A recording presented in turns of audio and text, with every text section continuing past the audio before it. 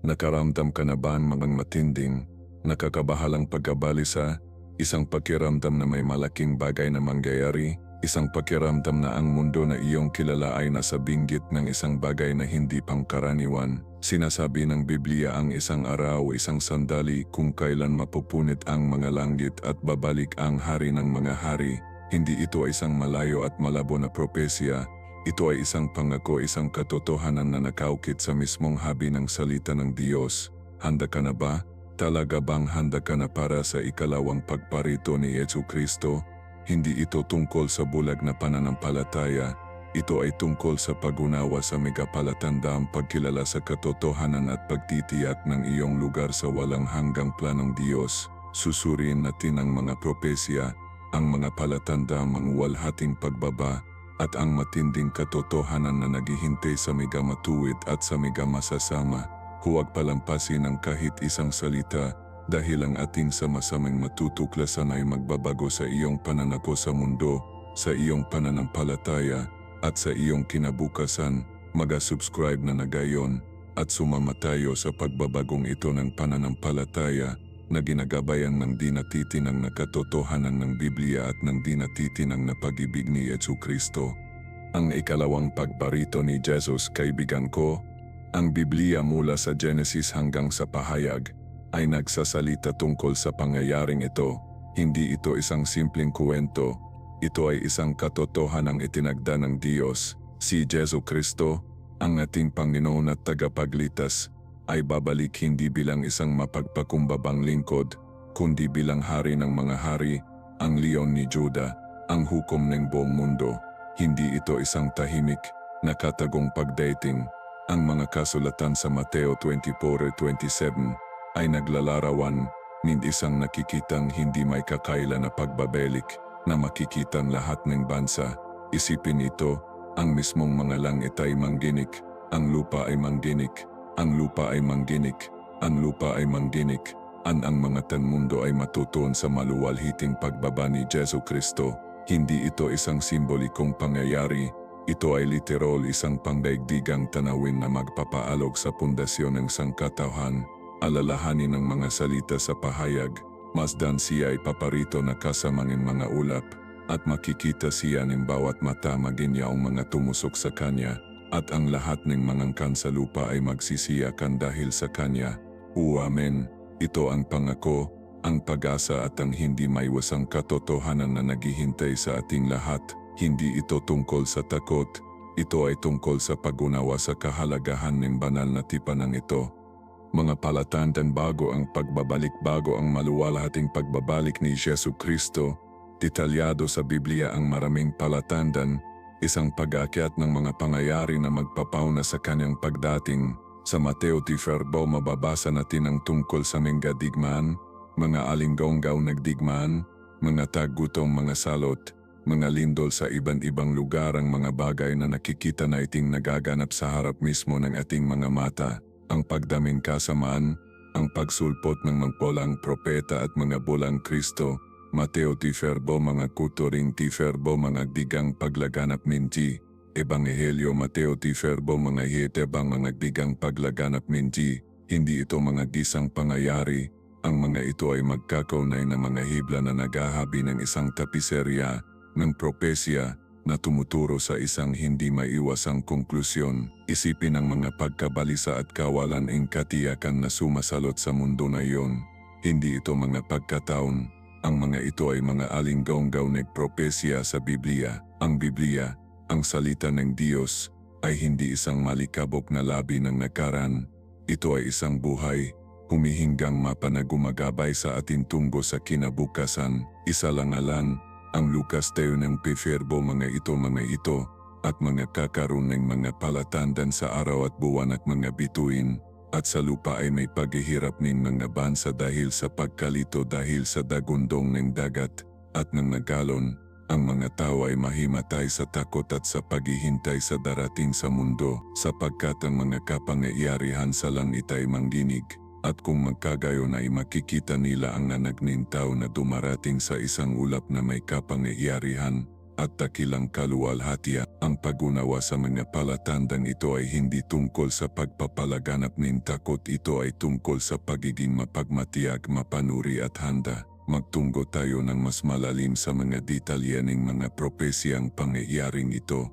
Suriin natin ang pagtaas ng dalas at tindi ng mga kalamidad sa kalikasan.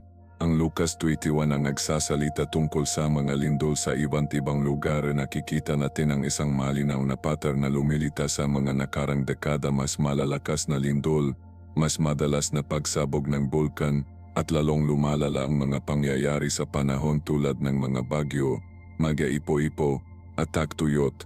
Hindi ito mga isang pangyayari, kinikilala mismo ng mga siyentipiko ang isang uso tungo sa mas matindi ng mga pattern ng panahon. Ang mga ito ba ay mga natural na pagbabago lamang o bahagi ba itong isang mas malaki, banal na inayos na pagkakasunod-sunod ng mga pangyayari? Ang Biblia ay hindi nagbibigay ng isang siyentipikong paliwanag, ngunit nagbibigay itong isang propetikong balangkas kung saan may pakahulugan ng mga pangyayaring ito. Ang lumalaking kawalang tatag ni lupa, ang pagtasa ng tas ni dagat at ang hindi mahulaan ng mga pattern ng panahon ay lahat ay tumutugma sa mga paglalarawan sa Biblia. Ang mga huling panahon, hindi ito upang sabihin ng mga bawat bagyo, ay isang direktang palatandaan ng gunitang pangkalahatang uso, ang pagtasa ng tindi, at ang napakaraming dami ng mga pangyayaring ito, ay tiyak na nararapat na pag-isipan sa liwanag ng propesiya sa Biblia. Bukod pa rito, isalang-alang ang geopolitical landscape. Ang mga digmaan at mga alinggaong-ganing digmaan na isang palashing tema sa balita. Ang Biblia ay nagsasalita tungkol sa mga bansang bumangalaban sa mga bansa, at nakikita natin ito na nagaganap sa iba't ibang tunggalyan sa buong mundo. Ang komplikadong web ng internasyonal na relasyon, ang lumalalang tensyon sa pagitan ng mga superpower, at ang paglaganap mga sandata na may kakayahang magdulot malawakang pagkawasak, ay lumilika ng isang klima ng takot at kawalan ng katiyakan. Hindi ito mga simpleng pagkakaiba sa politika. Ang mga ito ay kumakatawan sa isang potensyal para sa pandaigdigang tunggalyan sa isang antas na hindi pa nakikita sa kasaysayan ng tao. Ang mga propetikong babala ay hindi tungkol sa paghuhula ng gatiyak na petsa o resulta, ngunit tungkol sa pagkilala sa mga pinagbabatayan ng mga pattern ng tunggalyan at dibisyon na nagtatagda sa ating mga panahon. Nasasaksihan natin ang isang mundo na lalong nagkakawatak-watak na nahahati sa mga linya ng ideolohiya, etnisidad at nasyonalidad. Ang pagkakahati-hati na ito ay sumasalamin sa isang espiritual na katotohanan, isang mundo na lumalayo sa Diyos at papalapit sa katuparan ng propesiya. Pagkatapos ay merong pagsulong ng teknolohiya at ang epekto nito sa lipunan.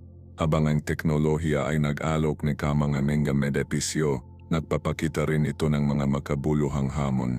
Ang mabilis na pagunlad ng artificial intelligence, ang pagkalat ng social media, at ang potensyal para sa cyber warfare ay nagtataas ng mga seryosong etikal at panlipunang alalahanin. Ang Biblia ay hindi partikular na binabanggit ang mga pagsulong na ito, ngunit ang prinsipyo ng panlilinlang at manipulasyon ay nananatiling walang kapanti. Ang kadalian kung saan ang mga maling salisi ay maring kumalat, ang potensyal para sa mass surveillance, at ang pagkasira ng privacy, ay lahat ay lumilikha ng isang matabang lupa para sa panlilinlang na sumasalamin sa mga babala sa Biblia tungkol sa mga bulang propeta at nakaliliganang na espiritu. Ang mismong mga kasangkapan na idinisenyo upang pagunayin tayo ay maring gamitin upang hatiin at linlangin tayo, na nagdadala sa atin palayo sa katotohanan at papalapit sa espiritual na kadiliman. Dapat tayong maging mapanuri gamit ang karunungan at panalangin upang manavigat ang lalong komplikadong teknolohikal na landscape na ito. Ang mabilis na tulin ng pagbabago ng teknolohiya mismo ay maring bigyang kahulugan bilang isang tandang mga panahon, isang refleksyon ng pabilis na tulin ng mga pangyayari na humahantong sa pagbabalik. Ang pagsulpot ng sekular na humanismo at ang pagbaba ng impluwensya ng pananampalataya sa maraming bahagi ng mundo ay mga makabuluhang indikasyon din. Ang Biblia ay nagsasalita tungkol sa isang lumalaking apostasya, isang paglayo sa pananampalataya at isang pagtanggi sa awtoridad ng Diyos. Nakikita natin ito na sumasalamin sa lumalaking sekularisasyon ng lipunan. ang pagkasira ng mga moral na halaga, at ang malawakang pagtanggap ng mga pagugali na sumasalungat sa mga turo ng Biblia. Hindi ito tungkol sa pagkondena sa mga may iba't ibang paniniwala, ngunit tungkol sa pagkilala sa isang mas malawak na pagbabago ng lipunan palayo sa pananampalataya at tungkol sa isang materialistikong pananasa mundo. Hindi nito binabawasan ang kapangyarihan ng Ebanghelyo. Sa halip binibigyang din nito ang pagkaapurahan ng mensahe nito at ang kahalagahan ng pagbabahagi ng pagkasa kay Kristo sa isang mundo na lalong nawawala sa kadiliman. Ang pagbaba ng impluwensya ng pananampalataya ay hindi isang dahilan para sa kawalan ng pagkasa kundi isang panawagan sa pagkilos, isang paalala sa pagkaapurahan ng mensahe ng Ebanghelyo. Bukod pa rito, ang lumalalang mga hamon sa kapaligiran na kinakaharap ng ating planeta ay hindi maring baliwalain. Ang Biblia ay nagsasalita tungkol sa lupa na umuunggol sa ilalim ng bigat ng kasalanan, at nasasaksihan natin ito sa anyo ng climate change, deforestation, polusyon, at pag-aubos ng mga likas na yaman.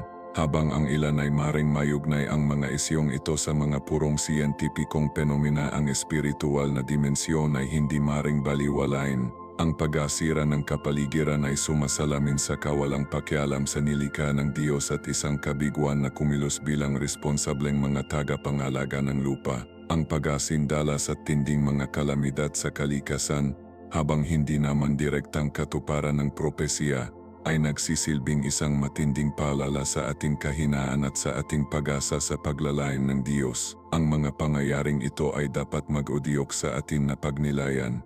Ang ating relasyon sa planeta at ang ating pananagutan na pangalagaan ito, na umalinggonggo sa panawagan ng Biblia na maging mabubuting tagapangalaga ng nilikha. Ang pagkakaunay-ugnay ng hamon sa kapaligiran sa mga panlipunan at pang-ekonomiyang, hindi pagkakapantay-pantay ay higit pang binibigyang diin ang komplikadong web ng mga isyong kinakaharap ng sangkatauhan, na binibigyang diin ang pangangailangan para sa isang holistic na paraan na kinikilala ang espiritual na dimensyon ng ating mga problema. Isa lang alang din ang geopolitical landscape, ang pagsulpot ng nasyonalismo, ang muling paglitan ng kompetisyon ng mga dakilang kapangyarihan, at ang paglaganap ng mga sandata na may kakayahang magdulot ng malawakang pagkawasak ay naglalarawan ng isang mundo na nakatayo sa binggit, habang ang mga tiyak na geopolitical na pangyayari ay mahirap bigyang kahulugan sa pamamagitan ng isang purong propetikong lente. Ang mga pinagbabatayan na pattern ng tunggalyan at kawalan ng tiwala ay naayon sa mga babala sa Biblia tungkol sa mga huling panahon. Ang lumalaking konsentrasyon ng kapangyarihan sa mga kamay ng ilan, ang pagkasira ng internasyonal na kooperasyon, at ang potensyal para sa mapaminsalang tunggalyan ay nagtataas ng mga seryosong alalahanin. Ang mga propesya sa Biblia ay hindi kinakailangang nagbibigay ng isang detalyadong roadmap ng kapangyayari sa hinaharap, ngunit nag-aalok sila ng isang balangkas para sa pag-unawa sa mga pinagbabatayan na espiritual na puwersa na nasa laro. Ang lumalaking kawalang tatag at kawalan ng katiyakan sa mundo ay dapat maglingkod bilang isang wake-up call na nagulyok sa atin na humingi ng patnubay ng Diyos at manalangin para sa kapayapaan at katarungan sa isang mundo na lubos na nanggangailangan ng pareho. Dapat nating tandaan na sa gitnang kaguluhan at kawalan ng katiyakan, ang Diyos ay nananatiling may soberanya at nasa kontrol. Sa wakas, ang laganap na damdamin ng pagkabalisa at kawalan ng katiyakan na sumasaklo sa maraming lipunan ay isang mahalagang indikasyon. Ang walang tigil na pagdagsa ng negatibong balita, ang takot sa terorismo, kawalan ng katatagan sa ekonomiya, at ang laging narurong banta ng digmaan ay nag-aambag sa isang kapaligiran ng takot at kawalan ng katiyakan. Bagamat ang mga pagkabahalang ito ay madalas na nagmumula sa mga pangyayari sa totoong mundo, sumasalamin din ang mga ito sa isang mas malalim na espiritual na karamdaman. Isang damdamin ng kawalan ng pag-asa at kawalan ng pananampalataya sa hinaharap.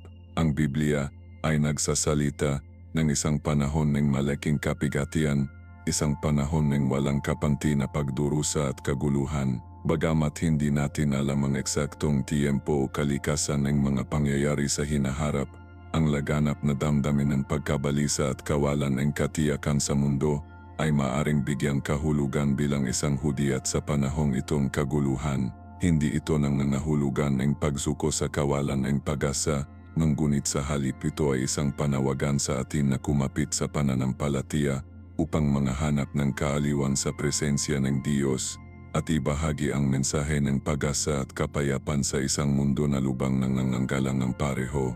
Ito ay isang paalala na manatiling mapagmatiyag, masigasig sa panalangin, at matatag sa ating pananampalataya sa mga panahong itong pagsubok. Ang lumalaking damdamin ng pag-aalala ay nagbibigay din sa kahalagahan ng espiritual na paghahanda at ang pangangailangan na ituon ang ating pansin sa ating pakikipag-ugnayan sa Diyos. Ang ganap na pagkabahalang ito ay hindi limitado sa larangan ng geopolitika. Ito ay nagpapakita ng malalim sa individual at panlipunang psikolohiya. Isalang-alang ang pagdami ng mga hamon sa kalusugang pangaisipan sa buong mundo. Ang depresyon, pagkabalisa, at iba pang kaugnay na karamdaman ay nagiging lalong laganap, lalo na sa mga nakababatang henerasyon na nakikipagpunyagi sa napakalaking bigat ng pagbabago ng klima, kawalan ng katarungan sa lipunan, at kawalan ng katiyakan sa ekonomiya. Hindi ito basta isang baga na stress sa lipunan. Ito ay tumuturo sa isang mas malalim na espiritual na gutom, isang paghahangad para sa kahulugan at layunin sa isang mundo na madalas na nakadarama ng kaguluhan at walang sese. Ang walang tigil na pagbomba ng impormasyon, karamihan dito ay negatibo at nakakatakot, ay nag-aambag sa damdamin ito ng pagkabaon, na lalong pinalilalalang mga pagkabalisa. Ang kadalian ng pag-access sa impormasyon, habang nag-alok ng maraming benepisyo, ay maaari ding maging isang pinagmumulan ng patuloy na stress at isang lugar ng pagpapalaganap ng takot at maling impormasyon. Ang digital deluge na ito ay lalong naghihiwalay sa mga individual na humahadlang sa pagunlad ng malalakas na ugnayan sa komunidad at mga network ng suporta na napakahalaga para sa pakikipaglaban sa mga damdamin ng pagkabalisa at kawalan ng pag-asa. Ang pagkasira ng tradisyonal na mga estruktura ng lipunan at ang pagkasira ng mga ugnayan sa komunidad ay may mahalagang papel din. Ang lumalaking bilis ng buhay ang din sa tagumpay ng individual at ang pansamantalang kalikasan ng modernong lipunan ay nag-ambag lahat sa isang damdamin ng paghihiwalay at kalungkutan. Ang pagbabang mga institusyong relihiyoso sa maraming bahagi ng mundo habang nag-alok sa ilang mga individual ng isang damdamin ng kalayan ay nag-iwan din ng isang kawalan sa buhay ng iba. Inalisan sila ng isang damdamin ng pag-aari, espiritual na patnubay, at isang sumusuporta sa komunidad. Ang espiritual na kawalang ito ay madalas na pinupunan ng mga panlabas na kapalit, na humahantong sa isang karagdagang damdamin ng kawalan at kawalang kasiyahan. Ang paghahanap ng kahulugan at layunin ay nagiging isang mabilis na paghahanap, na madalas na humahantong sa pagkadismaya at kawalan ng pag-asa. Ang mga pagkakaiba sa ekonomiya sa loob at sa pagitan ng mga bansa ay lalong pinalalala ang mga pagkabahalang ito. Ang lumalawag na agwat sa pagitan ng mayayaman at mahirap ay nagpapakain ng sama ng loob, kaguluhan sa lipunan at isang damdamin ng kawalan ng katarungan. Ang pandagdigang ekonomiya, habang nag-alok ng ilang mga benepisyo, ay humantong din sa kawalan ng katatagan sa ekonomiya at kawalan ng katiyakan sa trabaho sa maraming bahagi ng mundo. Ang nagre-resultang kahirapan sa ekonomiya ay nag-ambag sa stress, pagkabalisa, at isang damdamin ng kawalan ng pag-asa, lalo na sa mga nakadarama ng pagiging marginalized at nakalimutan ng lipunan. Ang hindi pantay na ekonomiya ay hindi lamang sumisira sa pagkakaisa ng lipunan kundi nag-ambag din sa isang damdamin ng espiritual na pagkadismaya, dahil maraming nahirapang pagkasundo ang kanilang pananampalataya sa mga katotohanan ng kahirapan at kawalan ng katarungan.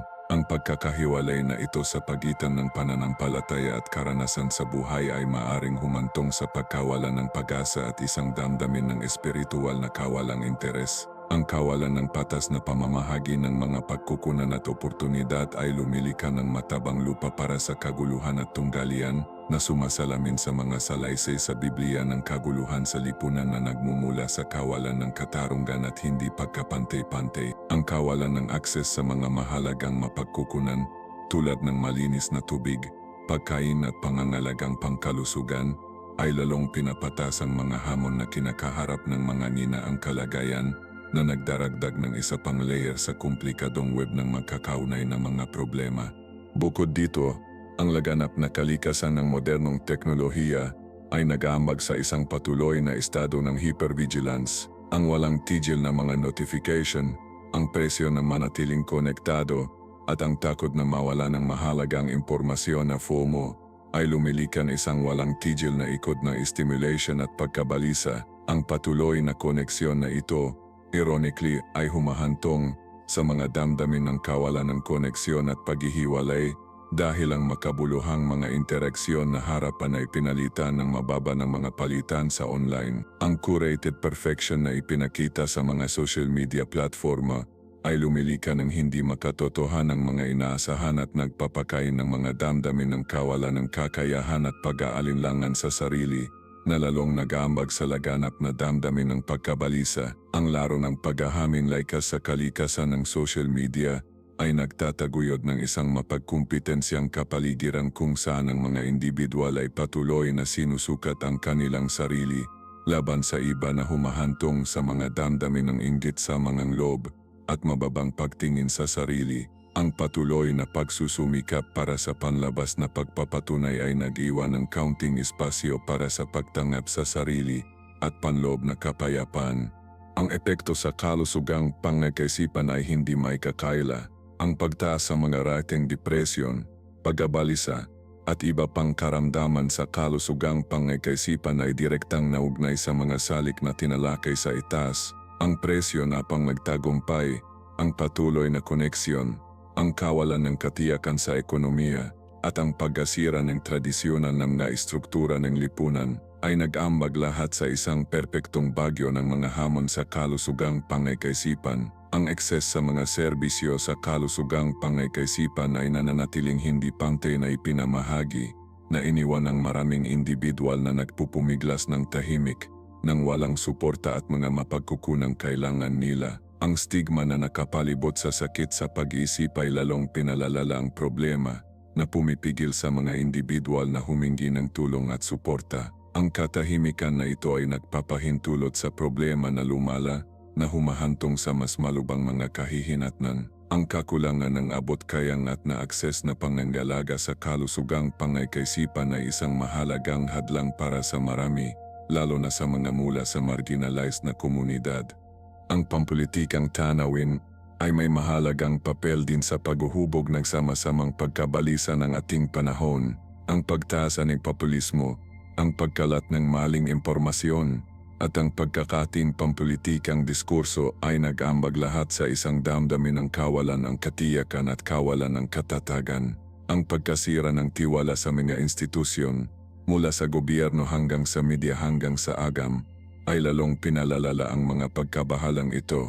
Ang walang tigil na pagdagsa ng negatibong balita, ang mga taktika ng pagpapalaganap ng takot na ginagamit ng mga aktor sa politika, at ang kakulangan ng nakabubuting dialogo, ay nag-ambag lahat sa isang damdamin ng kawalan ng pagkasa at kawalan ng pagkasa.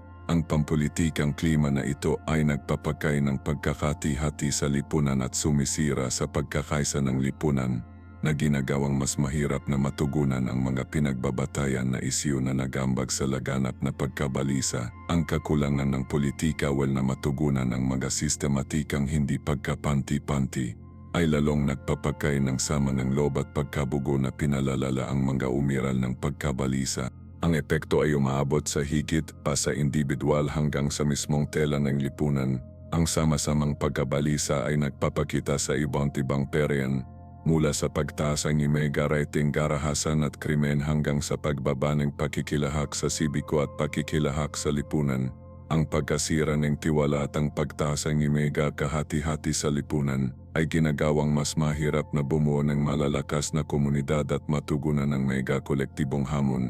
Ang nagari-resultang pagkakahati-hati sa lipunan ay sumisira sa katatagan ng lipunan at tinagawang mas mahina ito sa iba't ibang banta. Ang kawalan ng kakayahang makisali sa nakabubuting dialogo at makahanap ng karaniwang batayan ay lalong pinalalala ang mega problemang ito, na lumilika ng isang ikot ng takot, kawalan ng tiwala at pagkakahati. Ang sama-samang pagkabahalang ito ay sumisira sa mismong pundasyon ng isang malusog at umuunlad na lipunan. Ang hamon ay namamalagi sa paghahanap ng mega para na pang matugunan ng mega pinagbabatayan na sanhi ng laganap na pagkabahalang ito at tumang bumuo ng isang mas matatag at mapagkawang-gawa na lipunan.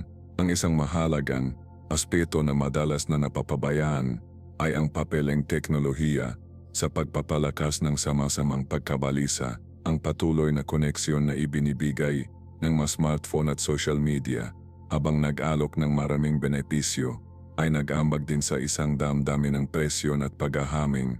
Ang curated perfection na madalas na ipinakita sa mga platform na ito ay lumilikang hindi makatotohanang mga inaasahan at nagpapakay ng mga damdamin ng kawalan ng kakayahan. Ang walang tigil na daloy ng impormasyon, karamihan dito ay negatibo o sensationalized, ay lalong nag-ambag sa isang estado ng pagkabaon at pagkabalisa. Ang mga algorithm na idinisenyo upang mapakinabangan ng pakikipag-ignayan ay madalas na nagbibigay prioridad sa emosyonal na may kargang nilalaman na lumilikang isang feedback loop na nagpapatibay sa mga negatibong damdamin at pagkabalisa. Ang digital na kapaligiran na ito ay nagtataguyod ng isang kultura ng agarang kasiyahan at patuloy na paghahanap ng pagpapatunay na iniwan ng mga individual na mahina sa mga damdamin ng kalungkutan at paghihiwalay kahit na napapalibutan ng isang malawak na online network. Ang kakulangan ng tunay na koneksyon ng tao na pinalitan ng mga lumilipas na digital na interaksyon ay pinalalala ang mga damdamin ng kawalan ng koneksyon at pagkakaiba. Bukod dito, ang tanawin ng ekonomiya ay may mahalagang papel sa pagbabagay ng pagkabalisa. Ang lumalaking gastos ng pamumuhay kasama ang mga stagnant na sahod at kawalan ng katiyakan sa trabaho ay lumilikang isang damdamin ng pinansyal na kawalan ng katiyakan para sa marami. Ang presyo na mapanatili ang isang tiyak na pamumuhay na pinalakas ng social media at kultura ng consumer ay nagdaragdag sa pinansyal na strain. Ang takot na mawalan ng trabaho, mahuli sa mga bayarin o harapin ang pagkawasak sa pananalapi ay nag-ambag sa isang patuloy na estado ng pag-aalala at stress. Ang pagkabahalang pang-ekonomiya na ito ay lalong matindi para sa mga nasa mga mapanganib na sitwasyon sa trabaho tulad ng mga gig worker o mga nasa mababang sahod na trabaho na kulang sa seguridad at mga benepisyong ibinibigay sa mga nasa mas matatag na posisyon. Ang kawalan ng katatagan sa ekonomiya na ito ay sumisira sa damdamin ng seguridad at katatagan na mahalaga para sa kagalingang pangakaisipan na lumilikang isang lugar ng pagbabarami ng pagkabalisa at depresyon.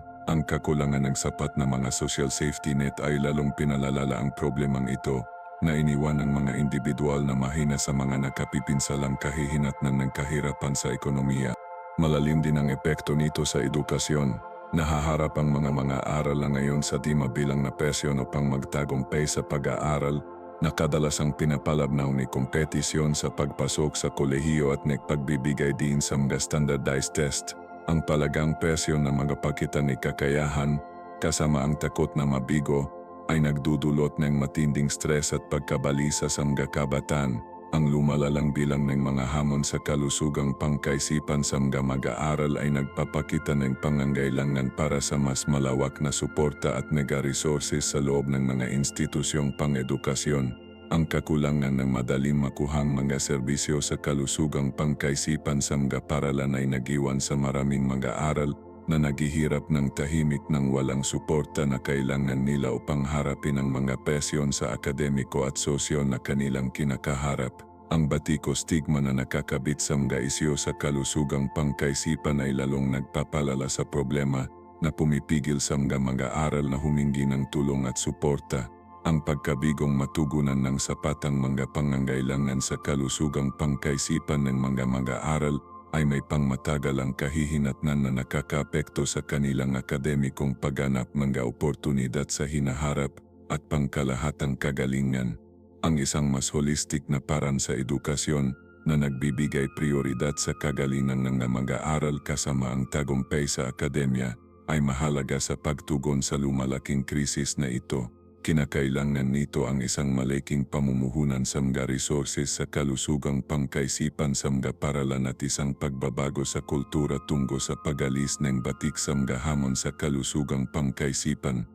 Higit pa sa larangang edukasyon, ang laganap ng impluensya ng social media ay lalong nagpapalalalim sa sitwasyon ng kalusugang pangakaisipan. Habang nag-aalok, ito ay nang nag-oportunidad para sa koneksyon at komunidad. Ang mga platform ng social media ay malaki ring nag-aambag sa pagkabalisa at depresyon. Ang pinagandang perpeksyon na madalas na ipinakikita online ay lumilikan yung hindi makatotohanang inaasahan at nagpapalaganap ng damdamin kawalan at inggit. Ang patuloy na daloy ng impormasyon at mga notification ay maaring maging napakalaki na humahantong sa isang estado ng palagang pagkagambala at isang nabawasang kakayahan para sa fokus at malalim na pag-iisip. Ang cyberbullying, online harassment, at ang presyon na mapanatili ang isang walang depektong online persona ay nagdaragdag sa emosyonal na pasanin, lalo na para sa mga kabataan na binubuo ang kanilang mga identidad at mga social circle sa isang digital na kapaligiran. Ang nakakahumaling na kalikasan ng social media na dinisenyo upang mapakinabangan ang pakikipag-ugnayan ay lalong nagpapalala sa mga isyong ito na ikinukulong ang mga user sa isang siklo ng paghahambing, paghahanap ng pagsangayon, at sa huli kawalang kasiyahan. Ang algorithmic curation ng content na kadalasang nagbibigay prioridad sa mga nakakagulat o negatibong balita ay nag-aambag sa isang klima ng takot at pagkabalisa na nagpapatibay sa isang pakiramdam ng kawalang tatag at kawalan ng katiyakan. Ang patuloy na pagkakalantad sa negativity kasama ang presyon na sumunod sa mga pamantayan at uso ng lipunan ay lumilikan isang lugar na pinagmumulan ng gahamon sa kalusugang pangakaisipan. Ang kakulangan ng malina ng gahangan sa pagitan ng online at offline na buhay ay lalong nagpapagulo sa mga linya sa pagitan ng katotohanan at pangunawa na nagpapahirap na mag-disconnect at unahin ang kagalingan sa pag-iisip. Ang epekto ng patuloy na koneksyon na ito ay malalim na nakakaapekto sa mga patulog, haba ng atensyon, at pangakalahatang regulasyon ng emosyon. Ang pagtugon dito ay hindi lamang nanggangailangan ng personal na responsibilidad kundi pati na rin ng isang kritikal na pagsusuri sa disenyo at mga algorithm ng ka-platform ng social media at isang mas malawak na pag-uusap sa lipunan tungkol sa responsable paggamit ng teknolohiya. Kailangan nating linangin ang isang kultura ng digital na kagalingan na binibigyang din ng pagiging mapagmasid, kritikal na pag-iisip, at ang kahalagahan ng pagdiskonekto pangunahin ng kalusugang pangakaisipan. Bukod pa rito, ang kalagayang pampolitika ay may malaking papel sa paghubog ng mga pagkabalisa ng mga individual at komunidad. Ang lumalalang pagkakahati-hati ng lipunan na pinapalabnaw ng partisan politics at ang pagkalat ng maling impormasyon ay lumilikan isang klima ng takot at kawalan ng katiyakan. Ang patuloy na pagulan ng negatibong balita at mapanghalong retorika ay nag-ambag sa isang pakiramdam ng kawalan ng pag-asa at kawalan ng pag-asa, lalo na para sa mga nakadarama ng pagiging marginalized o disenfranchised. Ang pagkasira ng tiwala sa mga institusyon, kasama ang pagtas ng populismo at nasyonalismo, ay lalong nagpapalala sa mga damdaming ito ng kawalan ng kapanatagan at pagkakahiwalay. Ang kawalan ng katiyakan tungkol sa hinaharap, lalo na sa harap ng mga pandaigdigang hamon tulad ng pagbabago ng klima at kawalang tatag sa ekonomiya, ay nag-ambag sa isang laganap na pakiramdam ng pagkabalisa at takot. Ang kakulangan ng mabisang mga mekanismo para sa pagtugon sa mga hamon na ito, kasama ang paniniwalang kawalan ng kakayahan ng sistemang pampolitika na epektibong tumugon sa mga pangangailangan ng kanilang mga mamayan, ay nagpapalaganap ng damdamin ng pagkabigo at kawalan ng kapangyarihan. Ang pagkabalisa sa politika na ito ay nagpapakita sa iba't ibang paraan, mula sa nadagdagang stress at mga karamdaman sa pagtulog hanggang sa mga damdamin ng galit sama ng loob at maging ng kawalan ng pag-asa. Ang pagtugon dito ay nanggangailangan ng isang panibagong pangako sa sibil na pag-uusap, pagbabahagi ng impormasyon, batay sa katotohanan, at ang pagpapaunlad ng mga inklusibe na sistemang pampolitika na nagbibigay prioridad sa kagalingan ng lahat ng mamamayan. Ang isang mas mapagkawanggawa at kooperatibong paraan sa pakikilahok sa politika ay mahalaga sa pagpapagan ng negatibong epekto ng pagkakahati-hati sa politika sa kalusugang pangkaisipan. Kinakailangan nito ang isang mas malawak na pagsisikap ng lipunan upang linanggan ang pag-unawa,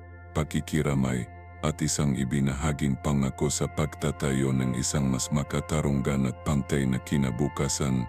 Higit pa sa agarang mga epekto ng pagkakahati-hati sa politika at digital saturasyon, ang laganap na impluwensya ng kawalan ng katiyakan sa ekonomiya ay malaki ang ambag sa kasalukuyang krisis sa kalusugang pangaisipan.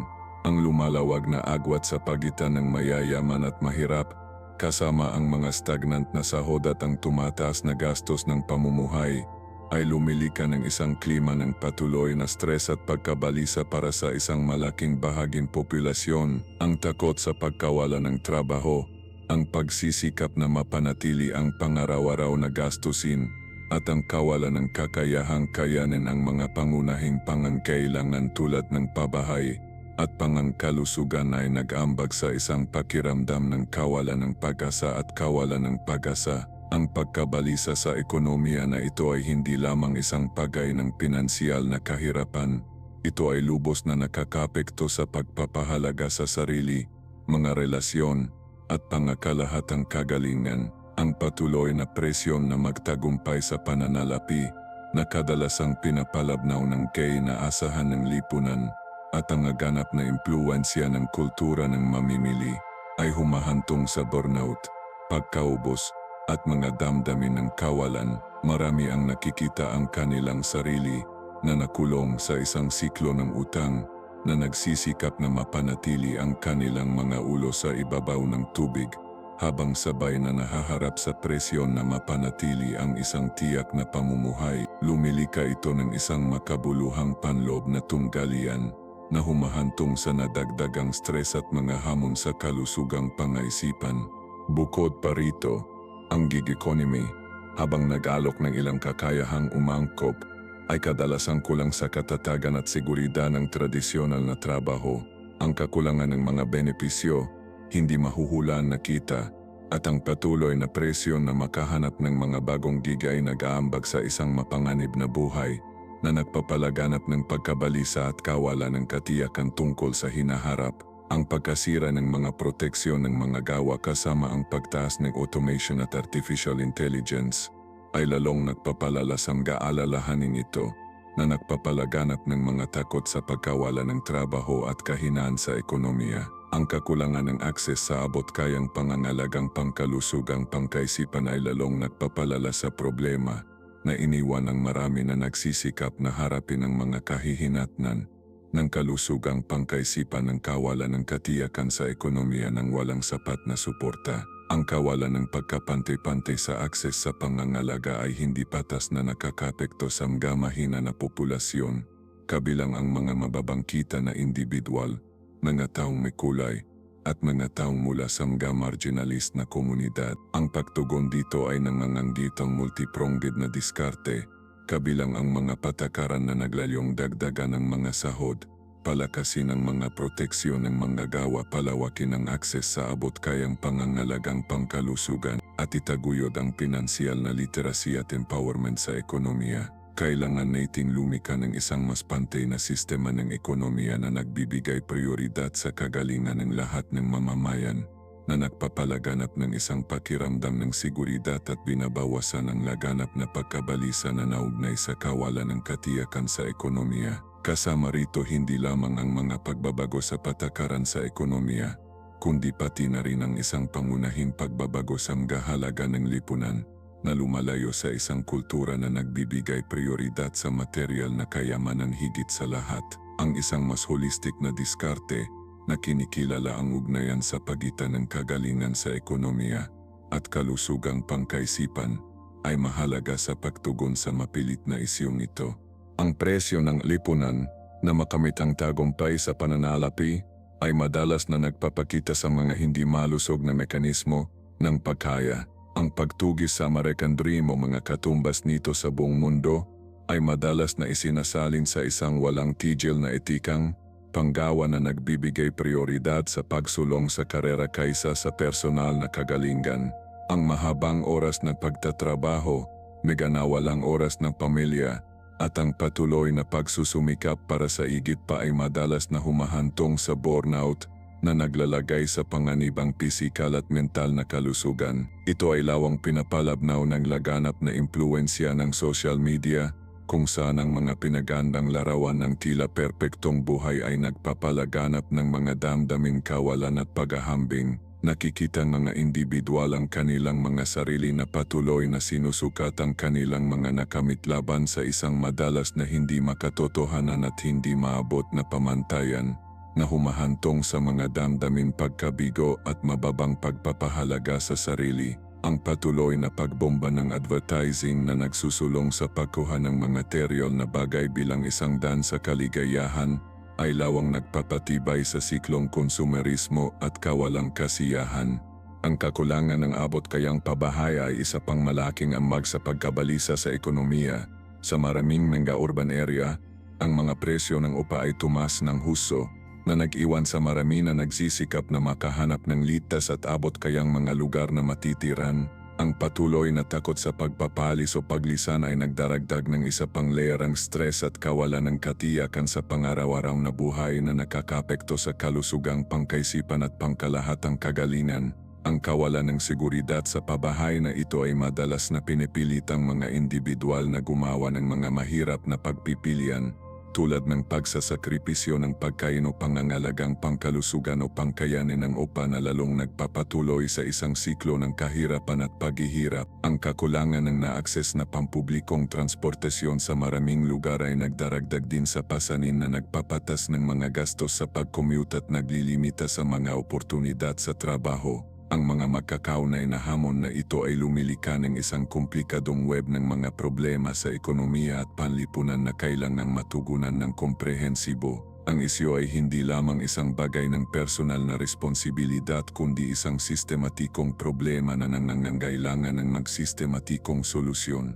Bukod pa rito ang tumataas na halagang edukasyon at pangangalagang pangakalusugan ay nagdaragdag sa pasanin sa pananalapi na kinakaharap ng marami. Umabot na sa krisis ang antas ng utang mula sa pag-aral na nag-iwan sa mga nagtapos na may malaking utang sa loob ng maraming taong pagkatapos ng pagtatapos. Ang mataas na halaga ng pangangalagang pangakalusugan kasama ang limitadong akses sa abot kayang seguro ay nag-iwan sa marami na nahaharap sa mahirap na mga pagpipilian sa pagitan ng pagbabayad para sa pangangalagang medikal at pagtugon sa iba pang mahalagang pangangailangan. Ang mga presyo na ito sa pananalapi ay nag-aambag sa isang pakiramdam ng kawalan ng kapangyarihan at kawalan ng pag-asa na lalong pinalalala ang mga hamon sa kalusugang pangakaisipan.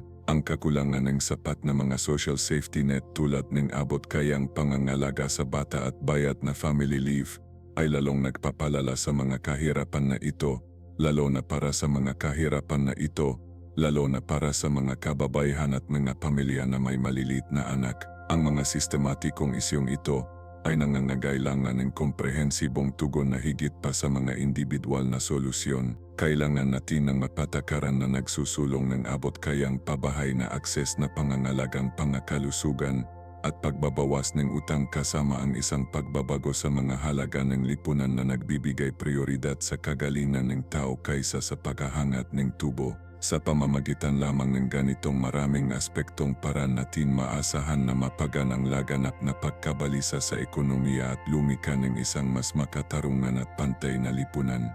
Ang pagkabalisa sa ekonomiya ay isang laganap na isyu na nangangailangan ng agaran at komprehensibong aksyon. Dapat tayong lumampas sa mga individual na solusyon at tugunan ang mga sistematikong problema na nagpapasiklab sa krisis na ito mula sa hindi abot kayang pabahay at pangangailangang pangalusugan hanggang sa nakapipigil na utang at hindi sapat na suporta sa lipunan. Panahon na para sa pagbabago. Mag-subscribe sa aming channel para sa mas malalim na pagsusuri at mga solusyon at mag-iwan ng komento na nagbabahagi ng iyong mga karanasan at ideya. Tayong lahat ay magtayong isang komunidad na nakatuon sa pagtugon sa kritikal na hamong ito ng sama-sama.